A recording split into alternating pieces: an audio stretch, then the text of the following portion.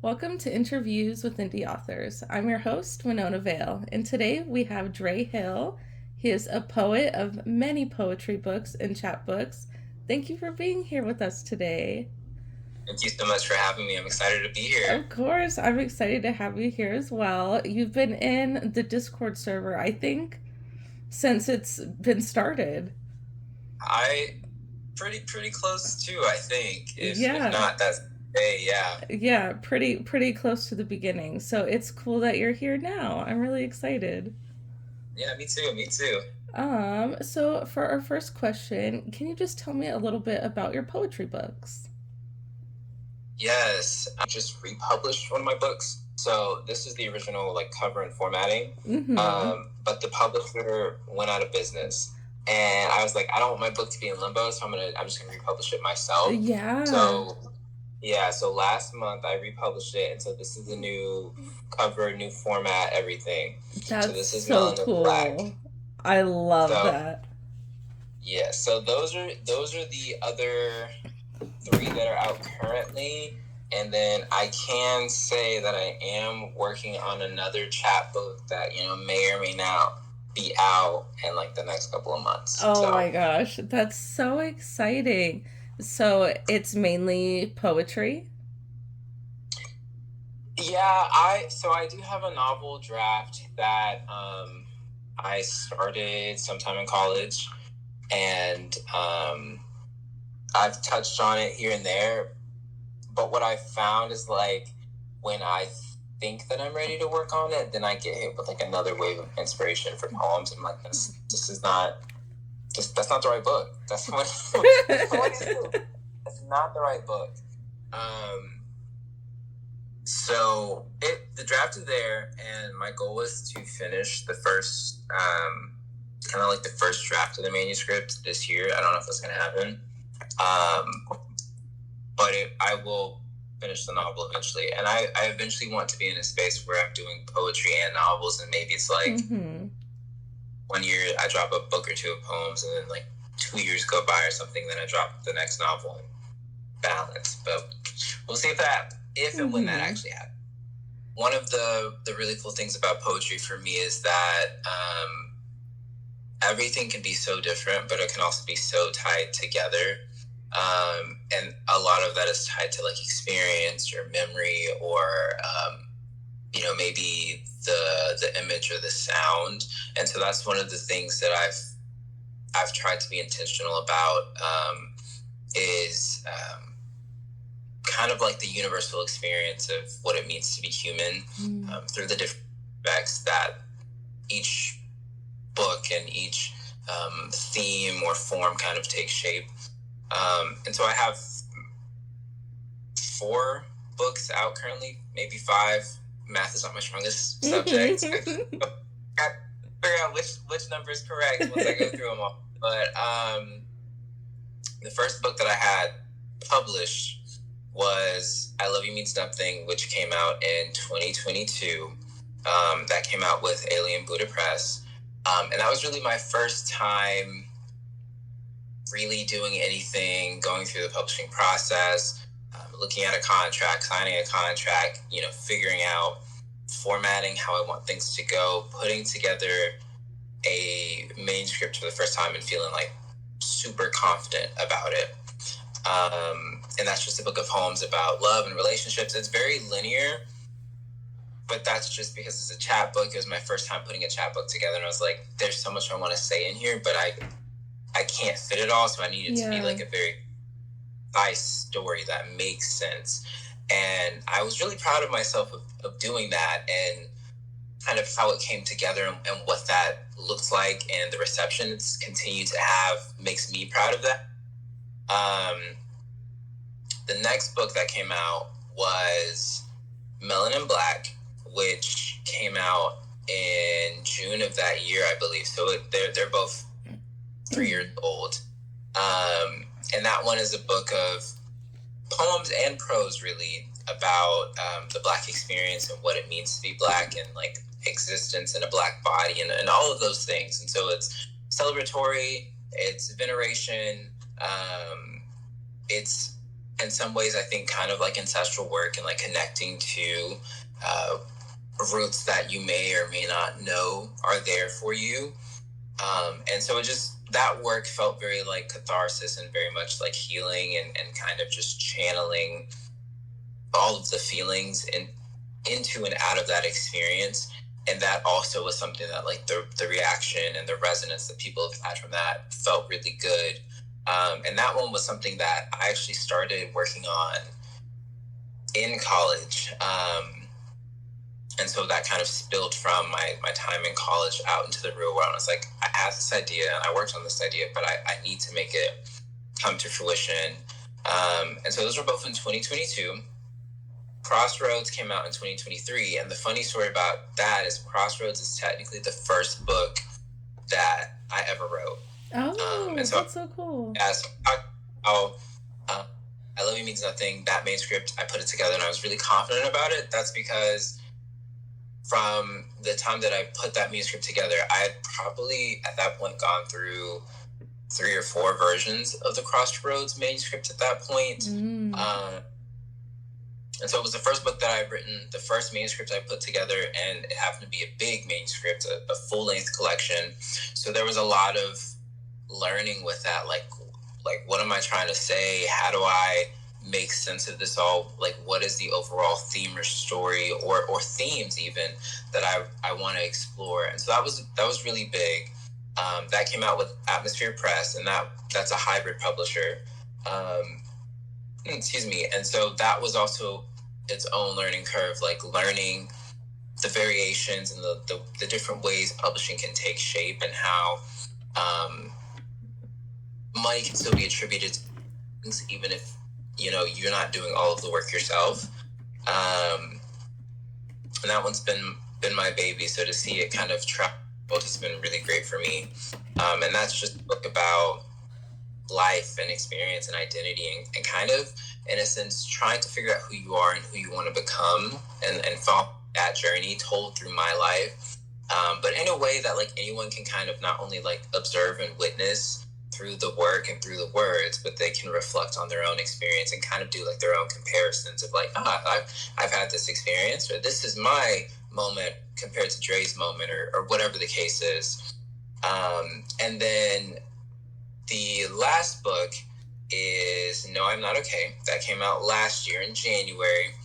And that one is just a slice of introspection into mental health and the conversations surrounding that, what resources are like, and kind of really opening up, I think, a deeper dialogue on that experience for people to be like, this is what some of the symptoms are or might be, and what some of these experiences might be.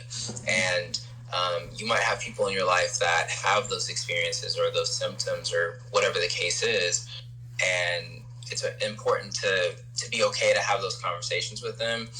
As equally important is for them to understand that it's okay if they're not feeling okay at all, one day or 1 week or one whole month.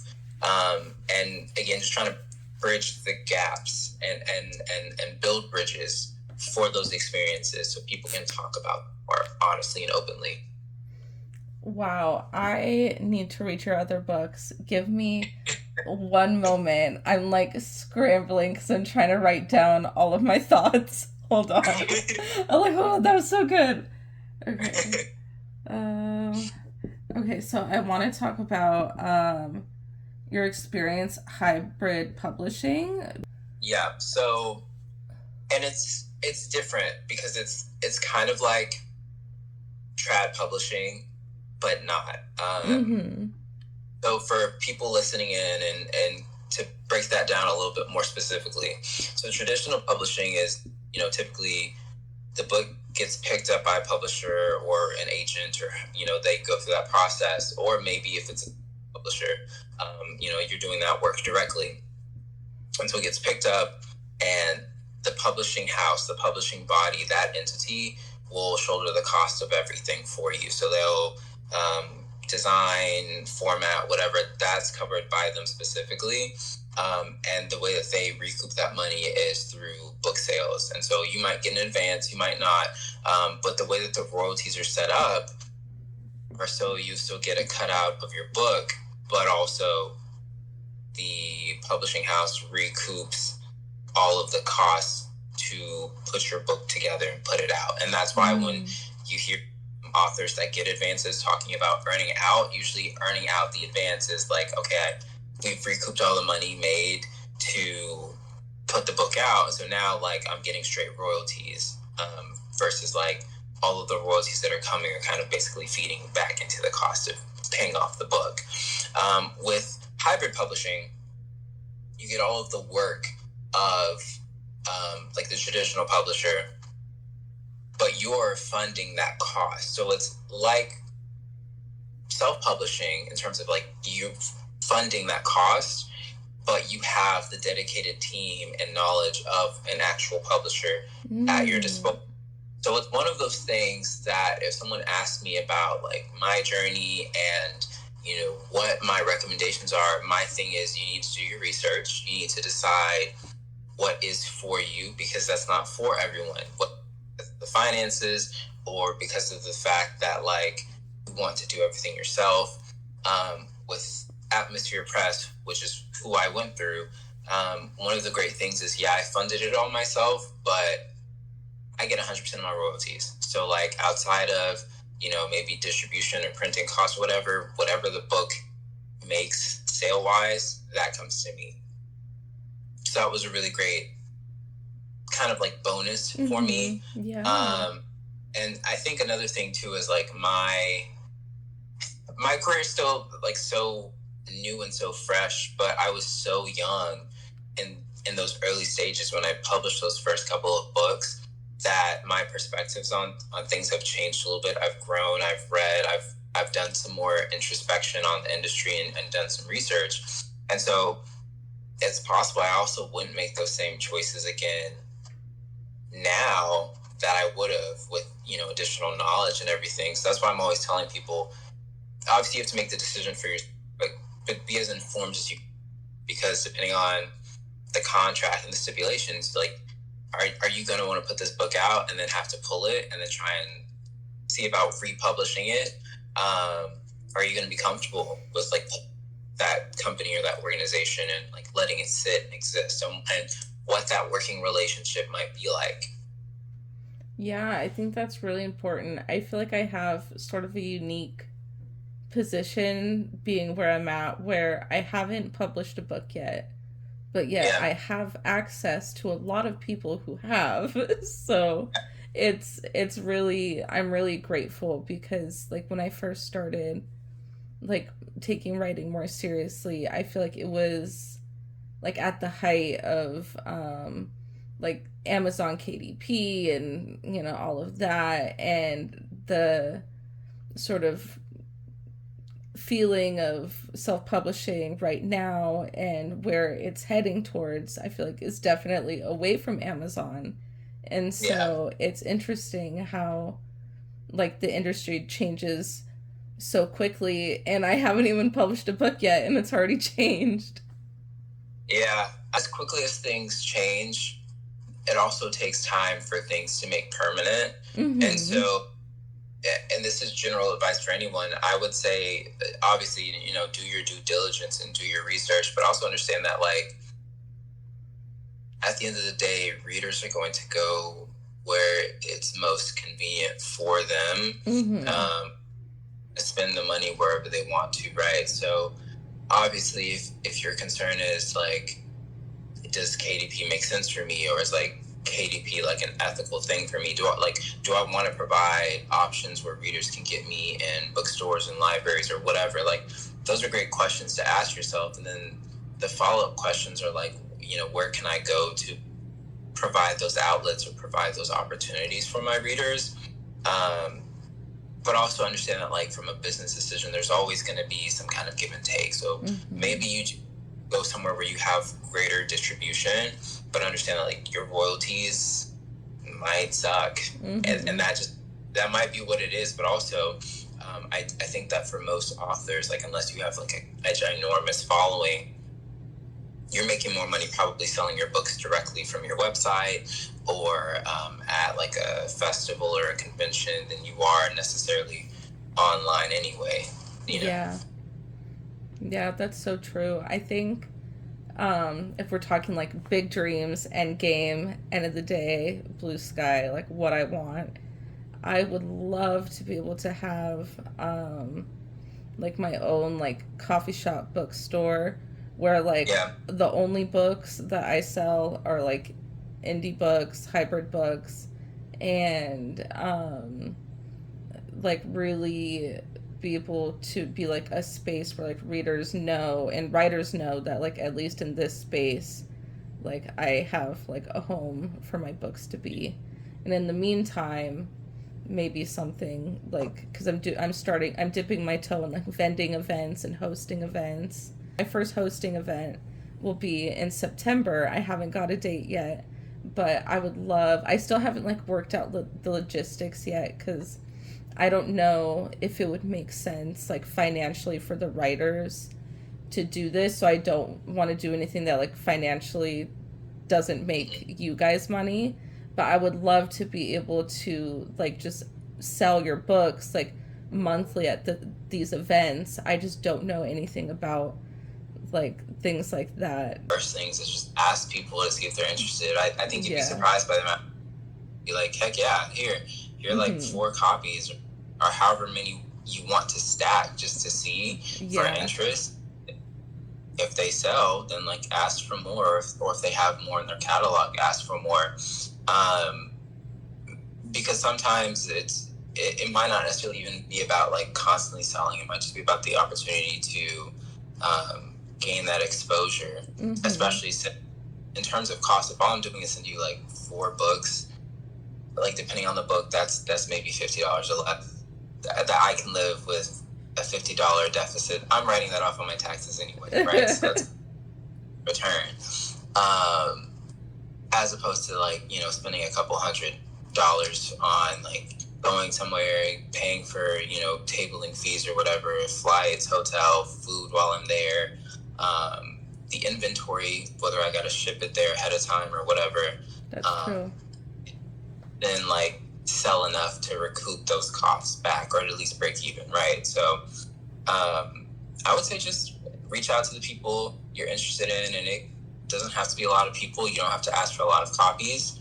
I would say just like depending on how long the event is, like enough to create some variety and to have enough that like, hopefully you don't sell it in the first hour, other than books, which would be great, but you have something for however long the event is, that anytime somebody comes to the table, hopefully you have something, or you can pull something out from your inventory to place on the table for sale purposes. Yeah, thank you. That was like just the push I needed. I think that I think there's something here to this idea, and I'm really excited for it to grow. The art scene out here, in like the Dallas area where I live, very diverse, very rich, like you said, like queer friendly, includes all different sizes of people, all different of body and ability, and I've met so many great people, like just from going to open mic nights. I've had opportunities just because of mic nights, and you never really know what can come of those things. So definitely lean into those experiences for sure. I'm of the belief that like whatever we do or whatever space we exist in, we need community, because everyone's like an artist or in the arts, and so if you're an athlete or into sports, like you need a sports community that exists in that same like level or on that same molecular structure. And similarly, like as artists, like we need artists that we can exist around. We're not going to like everybody, or we're not going to enjoy everyone's work, and that's fine, but we still need that company, because that's where we get pushed, that's where we get challenged. That's also where we have like the safety to from the rest of the world to exist as an artist, and we have like the softness to explore what we're working on without having like the harsh realities of the world around us, come crashing down. Like I can go talk to somebody, be like, hey, this is a poem I'm working on, I have no idea how I feel about it, versus like somebody I don't know who like may not understand the vision, may not understand my tone of voice, may not understand anything. It's like, whoa, dude, like like one thing you said might make sense. Everything else feels like we're changing the whole that I'm writing. And so like that is one of those things where I'm like, yeah, we all need community in some way and in some structure, just because of things like that. Yeah, that's so true. That's the one thing I've been scared about going into that I still haven't quite done yet. A writing capacity that's like critique forward. I'm just like, here's my poem. People are like, hearts and kisses, love it. But I'm Yeah. like, no, like, tell me how you really feel, but also don't because I'm scared. And I need people to like tell me how they really feel. So getting a good critique community is like next on my to-do list. And I mean, that's as simple as, excuse me, I would say you're in these spaces now. So start seeing, what other writers and artists you're gravitating towards, and then seeing if they are already in writing groups or like incubation groups, and if there's space in there. And if they're not, see if they'd be interested in collaborating with you on building one. And the beautiful thing is nowadays you can do stuff, virtually like this, or you can do it in person. And so you can see about like, okay, is there a space or a venue that we can meet at that will graciously host us, once or twice a week, or however we want to schedule it. And we come in, open to everyone, or select, or however you want to do it. But we come in and goes around, and they read and share, and then we get the chance to kind of talk through things line by line, or do overarching kind of thoughts, and critique feedback, and that gives somebody the chance to walk away with something every time that you guys get together. Because I know for me, in the open mic capacity, it's very much the same. Like I'll spit something, I'll be like, hey, this is new, I have no idea if I like this, but here we go. And then snaps, clap, and I'm like, okay, that makes You're like, did you get it? Like, so I definitely understand. I also, though, where I differ is I'm the type that like I don't know, I kind of like I'm okay with not getting critique or feedback until like things are done. Like I'm the type that I want to work through it on my own, and then figure it out afterwards. I'm also in that space, but I'm also such a new writer that I know like I physically need the critique. Yeah. But at the same time, I think for me, because I'm also in the same boat of like writing poetry and then like writing a novel on the side, and it seems like no matter how hard I try, like you said, it always circles back to poetry. And even when I'm trying to write the book, I'm like, oh, this would be a cool line. I'm like, no, that sounds like a poem. Hold on. And then I'll go write a poem instead. But a lot of the time, like I write a poem and I'm kind of just like, yeah, it's good the way it is. Like it's cool. Like I don't want to change it. I don't want to do anything. So I feel like it's that like tough balance of like knowing when to stop and knowing when to push. And I think I think there's room for both of those to exist, because there are times that I write poems and like I know I'm going to change things like after I finish the draft. I'm like, oh, I know I'm going to come back to this and I'm going to like rework this. And there are times like I don't know that I actually have any notes other than like maybe grammatical stuff. Mm-hmm. And Exactly. It's just kind of things like, this is fine.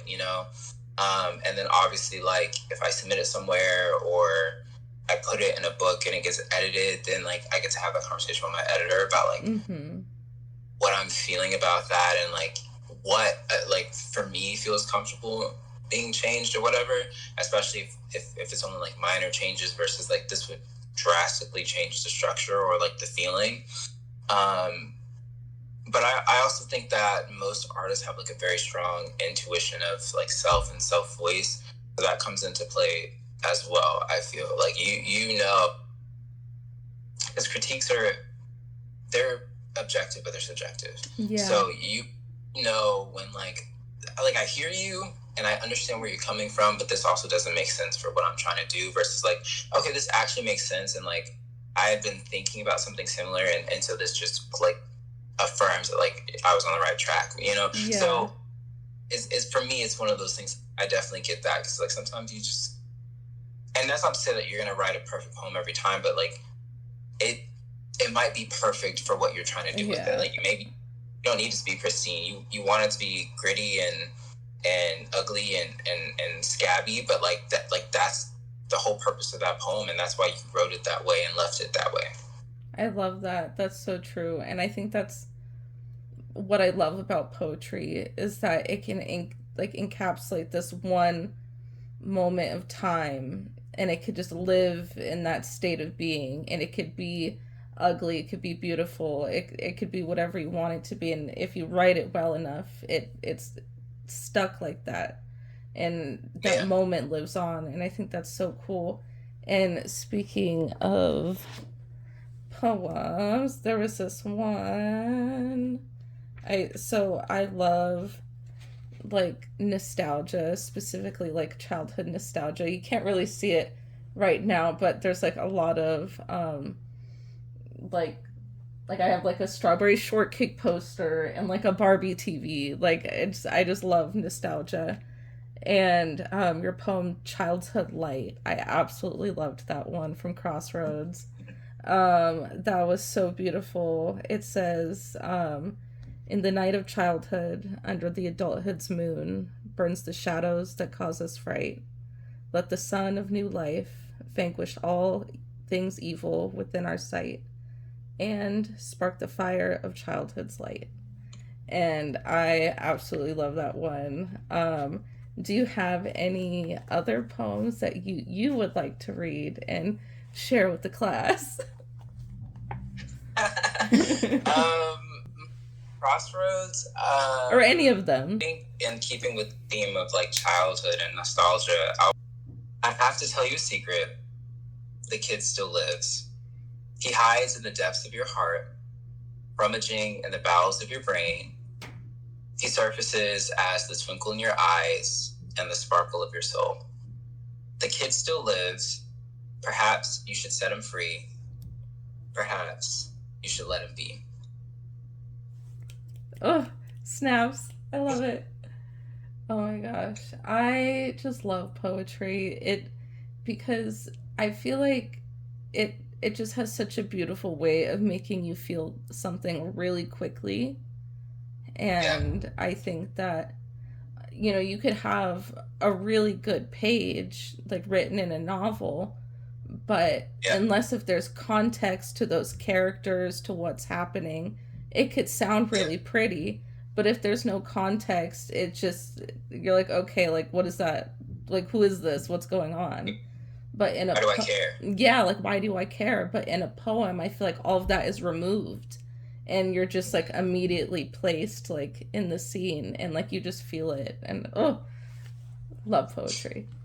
Yes. Do you have any other ones from your books that you'd like to read? Because I haven't read those ones yet. If you have one, I'll read one from Helen, actually. Yeah.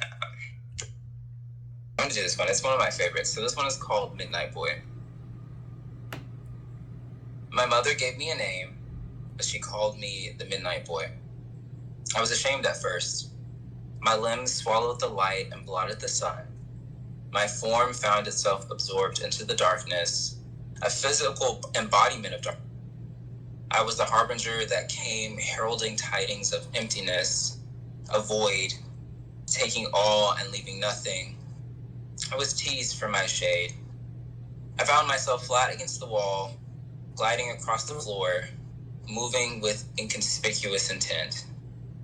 I was the fly on the wall that took up more space.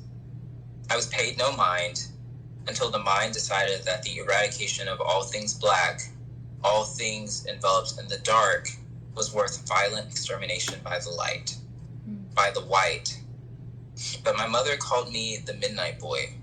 She called me this because I knew the sun, but whispered to the moon. I saw the day, but found freedom in the night. I was born of the blackest dark, but lived truly within the light. I whistled with the wolves and slept in the shade. Like the colors of the wind, my visage was painted, dipped in the ink of the sky, and plastered with the shimmer of the moon. In the night, my blackened skin found pink and blue light. I encompass everything and yet nothing still. I speak for myself and long-lost nations. I whisper utterances for siblings I do not know and parents that did not birth me. I am the monolith of the diaspora, but also its polymathic deity. I am counselor to the children of the moon, born in many phases, exposed to the sun in different stages. I am the midnight boy. I am black and blue, past and present, an eternal echo, an ever-present scream. I am history's truth, and my ancestors' wildest dream. I am a primal force. I am an experience. I am the midnight boy. Damn. Oh my gosh. That was great. Gosh, it makes me so upset that we all live in different parts of the world because I need to see you at an open mic ASAP. I was looking at your like author page in Crossroads and it said you do animation. I do. That's actually what I teach. So I'm a teacher. I teach that. That's what I went to school for. Doubled up in writing and animation. So it's been really cool to be able to explore all of the aspects of my creative identity. Wow, that's so fun. I think that that's actually such a useful skill to have in like the writing community because I feel like at least for me, I would love to be able to see like what I'm envisioning on the paper. So to not only be able to like put what's in your head on paper, but then make it move, crazy. Astonished. I could never. One of my other tidbits, especially for people who are going to self-publish, spend the money to get a good illustrator. And if you get a good illustrator that you have a good relationship with, that's going to be great not only for your covers, but like if you want interior artwork or for people who do like character art or like maps or whatever that they do in like their bundles and their boxes, that like that work makes it easy. Because like for Melanin, the artist that I used for that cover, I'm going back to her for the cover of my next book. And so we already have kind of this working relationship. I understand how she works. She understands how I work. And so I'm like, hey, here are the files and things that you need to know. This is the direction I have or the direction that I don't have. Yeah. Good luck. And then we just kind of like back and forth off of like what feels right and what kind of like visually grabs my eye and what I lean toward. And with me having like that visual background, I like it helps because it gives me a sense of being able to look at this and be like, okay, does it have like that eye grabbing, like almost like film-esque quality to the cover that I want? That's gonna like somebody's, if they see it like cover forward, they're gonna stop and at least look at it. Okay, yeah, okay, so then let's do that, and then like let's plus it, or let's, you know, whatever the case is. So that's my little like pro hiring artist soapbox, and I'll always hop on that. But even if you want to do things yourself, free or cheap graphic design software that will provide you those assets, wonderful, because then you can just like kind of slide those elements onto your page, around your text or whatever. And so when you format your book, it's already there, and you don't have to worry about doing anything extra for that. Mm-hmm. That's a good tip. What kind of illustration do you enjoy doing? Like digital art or like physical media? Or both? I would kind of say that I'm like half and half. I really enjoy like watercolor painting, and that was something I kind of got. But there's obviously something really great about like tactile experiences. That's why I love reading physical books so much. Like being able to just touch things feel textures and grits and grooves. That's really my jam. Mm-hmm. So I love color painting because like the type of paper has its own texture and things, and like you feel the brush and all of that stuff. But I also really do love like all of the things about digital art that makes it so much easier. Like I don't have to like try and erase a bunch of stuff or like get a new paper. I can just like hit a couple of keystrokes and undo some things that I did and then do it better, or you know, like use a guide or all of those things that like you might be able to do with traditional medium, but there's like 10 extra steps to it. Yeah, that's so true. How did your writing process change from one book to the next? Oh,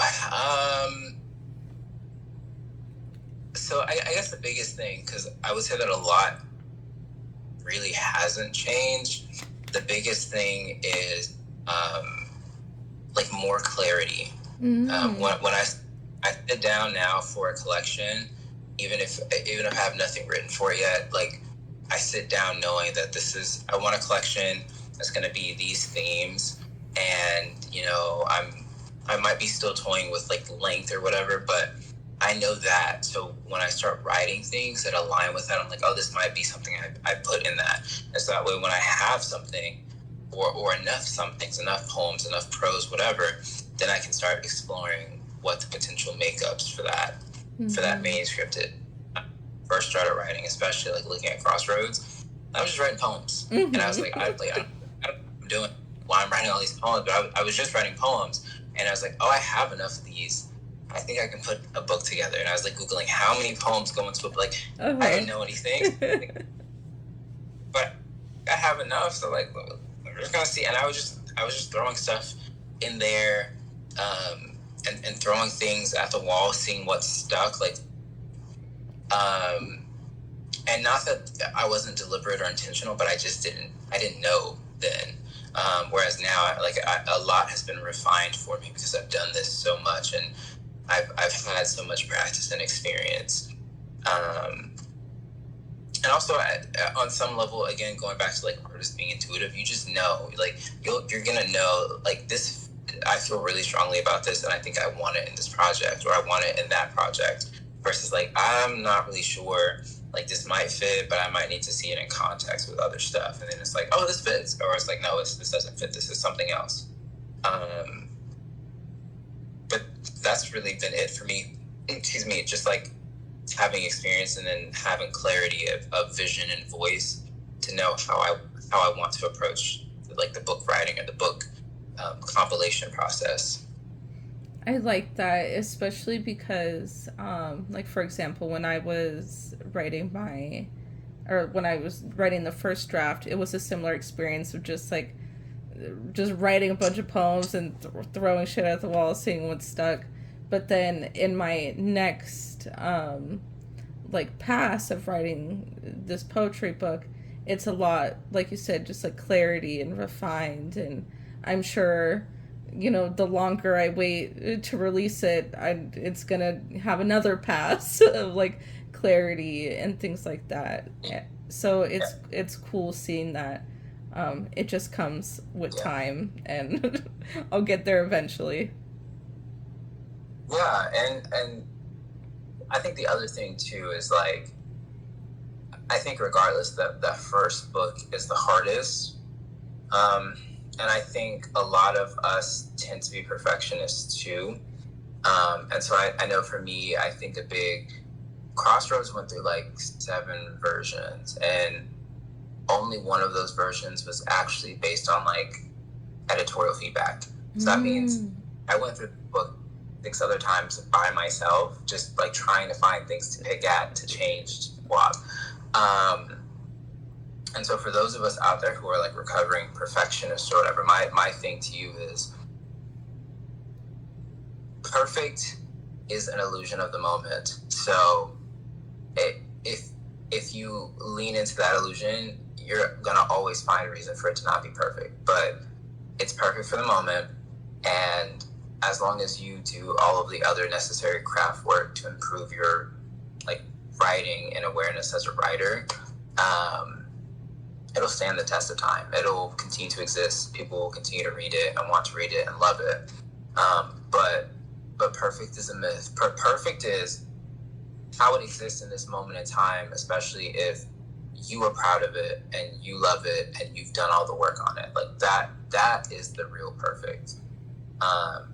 And so, not that we shouldn't edit, but we need to be aware of what perfect is and where we are putting perfect on top of ourselves and our work, because you might edit something great into something that's not, simply because like this isn't right, but but is it not right, or are you just trying to find perfect and it's not coming to you because the moment you found it has since passed? Oh, that's so true. Yeah, you because I feel like you can pass it because like you could just overdo it and then you're like, oh wait, hold on, it was back there. Let me back up a Yeah, little bit. Oh, that's so true. I never even thought about that for before, but you're so right that like you have to know when to just like accept that like this is good and not necessarily good enough in the sense of like could be better, but like good enough in the yeah, sense of like I know that this is good and that's enough yeah. for me. No, yeah, it's very much not settling, like you said, but understanding good enough in terms of like, I don't know, like your timeline, or good enough in terms of like your ability and scope as a writer in the moment, or it creates the emotional resonance that you like. Whatever the purpose is of the book, Mm-hmm. good enough, it meets that bar or it exceeds Yeah. that expectation. And then that's all you really need. You don't want to settle, because then I feel like that shows in Mm-hmm. the work or what. But this is the best of whatever it is that I'm doing, and it meets the criteria, or whatever goal I'm setting. We want that version of good enough. Mm-hmm. And as long as you strike that, I feel like you're gonna always love your work, and ultimately, like, even if you are publishing, as long as you love what you did, doesn't matter if no one else does, right? But also somebody else will.